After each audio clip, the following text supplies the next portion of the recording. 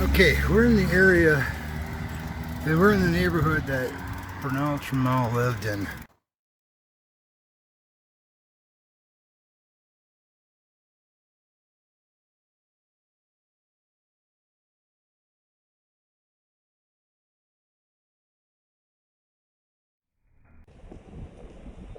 Well, I guess the one other note I'd make about this neighborhood, like the east side has its regular residential, but it has this area that's rented out to primarily college kids. And then by the college, there's college dormitories. This is the neighborhood that college kids, when they get closer to their senior year, or recent college graduates, tend to move into and then stay. And old hippies and burnouts. I mean, I guess it's like a mini San Francisco, mini Portland.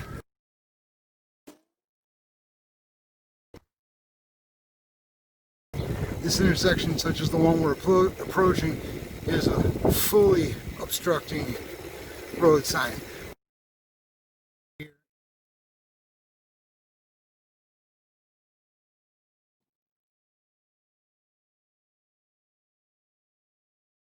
go another block ahead, I'm not going to ride all the way there. You see we have another fully obstructed intersection. The point here is that a lot of these streets are and have been blocked off.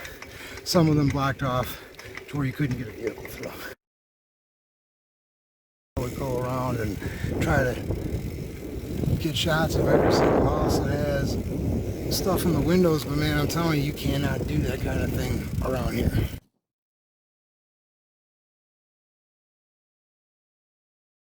I'll run through this quick. Okay, so you see how the street looks. Here's where he lived at, where his store was at. And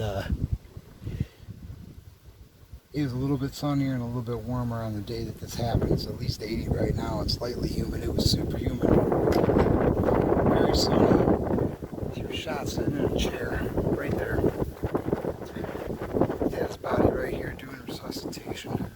The killer came up on a bike. Bike along that fence there. Came up tight against this house. Drew down here, which we know because only one person has shared their security camera, nobody else would. Look at this motherfucker over here looking at me.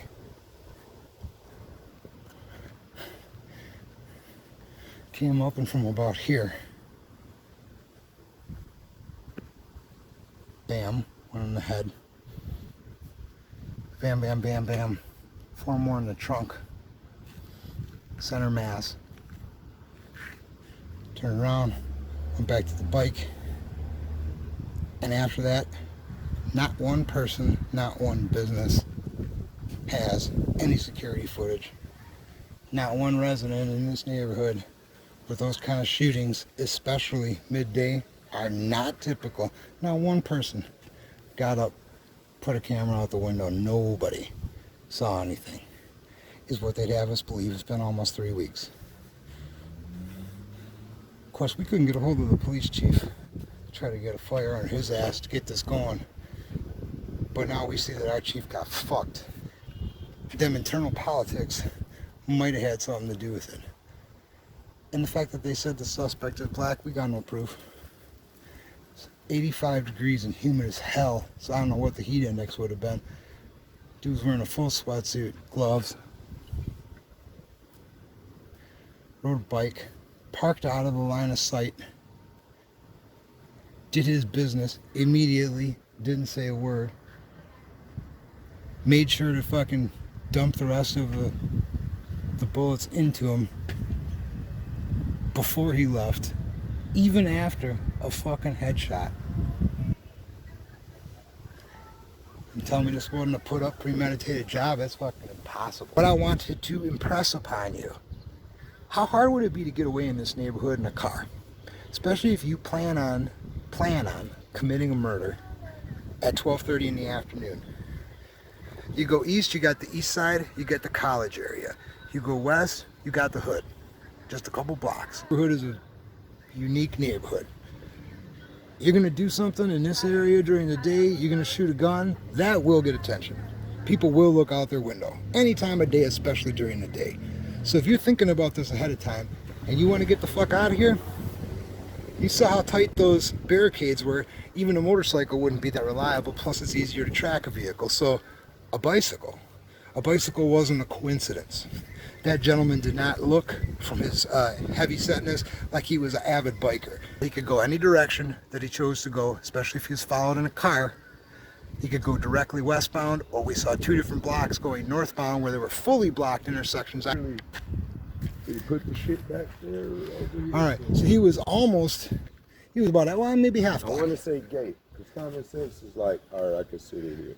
He's walking and pulling. So we did see one or two security photos of him walk, either putting away or taking out the gun. Taking it out.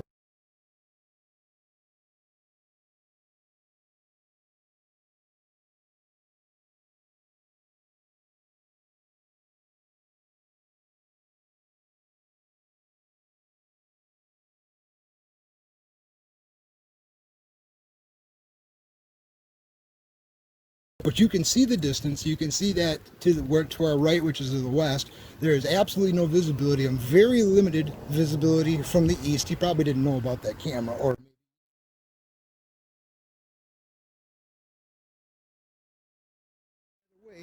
he comes up here now. Describe. Did he stop and say hello? No, hell no. What did he do exactly? They said they have the video of the first time I was told they got video of the whole thing. Okay. So I got to stand here to get a better. I can lay down, 20, 25 feet. Well, and this is 6, and this is like 12. right. So let's say 20 feet. Yeah, like 15 to be accurate. How many times? That's 5. 5 shots, and where did the first shot go? In the head. And then after making contact to the head, 4 more in the trunk. Yep. So then 4 more in center mass.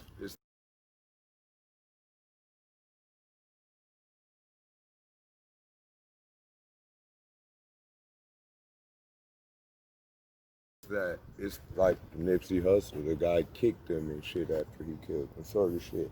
You know it was malice intention behind it, because that's how you know they've been plotting on it longer than once. It's not niggas in the hood where you hear a gunshot and it's like, oh, somebody got shot. After the shots, he turned around, immediately went to his bike, took off, right? And so no, not even took off right. That's the thing.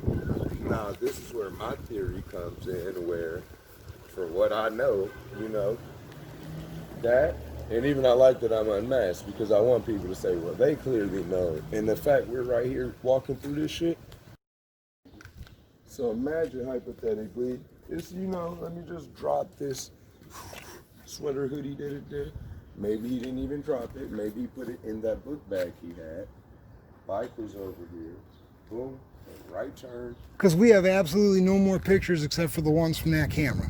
And they went to the corner store there and didn't get any footage. The bar there. Right, which is pretty incredible, because several people in this neighborhood have security cameras. Yeah. Not to mention, you know, people are with their cameras when they hear pop, pop, pop, yeah. Especially in a neighborhood where it's not as common. They're used to, in this neighborhood, to hearing it coming from west of Holton. Yeah. So nobody grabs a fucking camera at noon, right? Yeah. Nobody sees it, and he manages to come over here, potentially change clothes at this point. We don't know. No, really. If I just did that and I had a book bag. We're speculating. I'm just trying to talk about the facts. Yeah. So he could have done either. No footage from the corner store they've been checking has been released. Where there is a fucking camera, right? For sure. My theory is they never saw them check the bar. Looks like there's one up there too. They would have checked the bar. Well, they got that bar over there too. That could have potentially had anything. Plus, straight through this alley, this guy's house is covered in cameras. So he didn't make it through to right there where that guy is at. Either that guy's lying, or he didn't go that far west. I was not going to wear that. The dude who I got spare change to is like, well, as long as they not Trump supporters. And I said, haha, nigga. And I turned my hat around. He said, you're not for real, are you? I said, watch this. Got him 75 more cents than he was asking for. And also explained to him, they're marching for Black Lives Matter, but telling you they can't give you any fucking spare change. It made them feel stupid. I told him, I said, I'm not calling you guys out for giving him $1. I'm telling you, that $1 you just gave this man from that side of Holton does more than any marching you did this whole time. That shit does nothing. It does nothing. Let's scout these neighborhoods, get people to not pay their rent, and then when they get evicted or move out, let's gentrify it. Man, apparently Bernell's cameras didn't work, huh? They didn't. It's common sense though. Hey, for real. If he got them a few days before, he may have just got his stimulus check. He may have just got his small business PPP loan. Right. He was just getting in a position to take care of all of his shit. He wouldn't have these signs if his shit wasn't in order. This building is paid for. Right. So like people really want a stimulus check. Real quick, you guys walk in. I'm sorry, it's not about politics.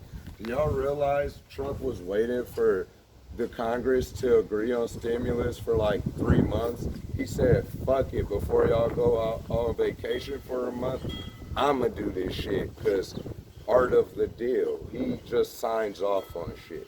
People hate him, but my black ass, you black too, you know we out here working, getting money, and people not worried about bills like 10 years ago. That's all I'm gonna say. With people like us, good as fuck. My son don't need a degree to have a job at a TV station.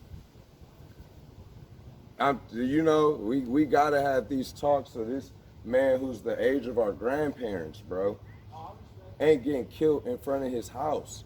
And nobody over here say shit. It's been 3 fucking weeks damn near. Yeah, I know. Another thing real quick before we go, so this is Bernell's truck. And it actually was functional. Someone came through and slashed his fucking tires.